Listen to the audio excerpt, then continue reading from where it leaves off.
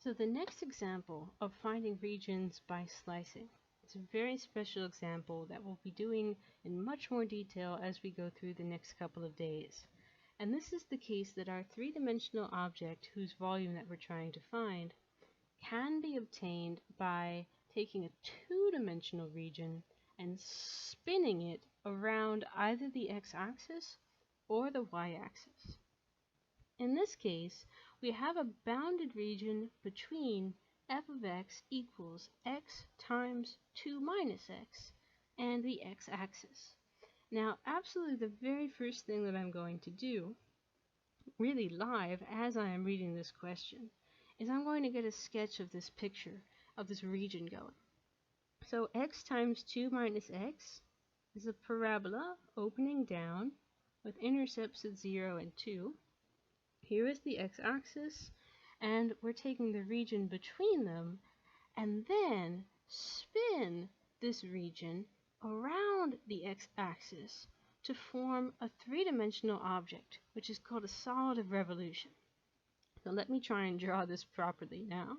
We're going to take this region, and we are going to spin it around the x-axis to create a three-dimensional sort of bulb-shaped object, three-dimensional object. So let me give this a little bit of depth to the drawing.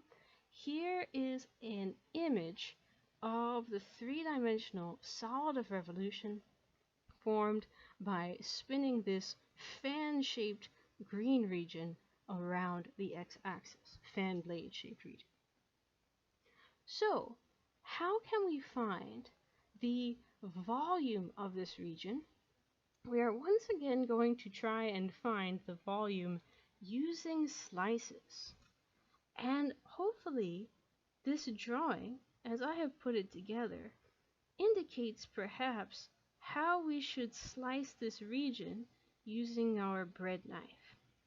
Maybe if we hold the bread knife so that it's perpendicular to the x-axis and slice the region from left to right along the x-axis, we'll be able to find the area of each slice easily, because the area of each of these slices is just a circle, is a disk whose radius depends on the height of the function at that x value. Each cross-section of the object perpendicular to the x-axis is a circle, And not only that, is a circle whose radius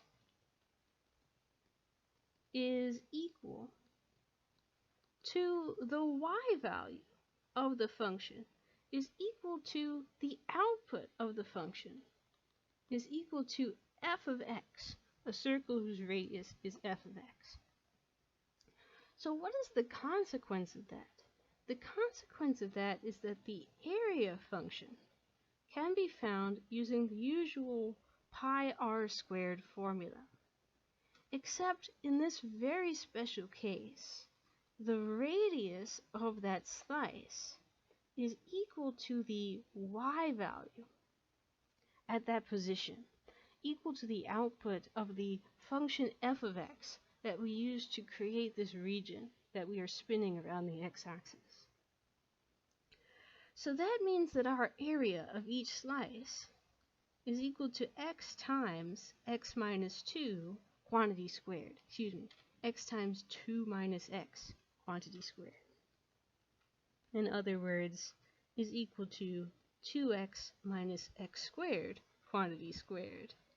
In other words, is equal to x to the 4th power minus 4, and then the product of these two, so 2x cubed, and then in the back 4x squared.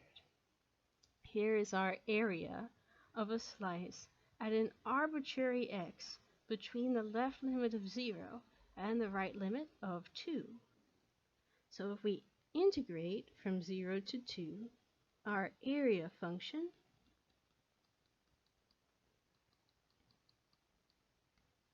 then we will get the volume of this region. So as usual, we'll be using power rule here to find our favorite antiderivative, then plug in the limits and take the difference. Plug in 0, all of these x terms vanish, so that doesn't do anything. Plug in 2, and we get 2 to the 5th power over 5. 2 to the 4th power, 4/3, 2 to the 3rd power, and that number will be the volume of this region swept out as we spun this area around the x-axis. So this technique that we use to slice the region and cut it up into disks will be the basis of what we're doing tomorrow when we're integrating and finding volumes using the disk method.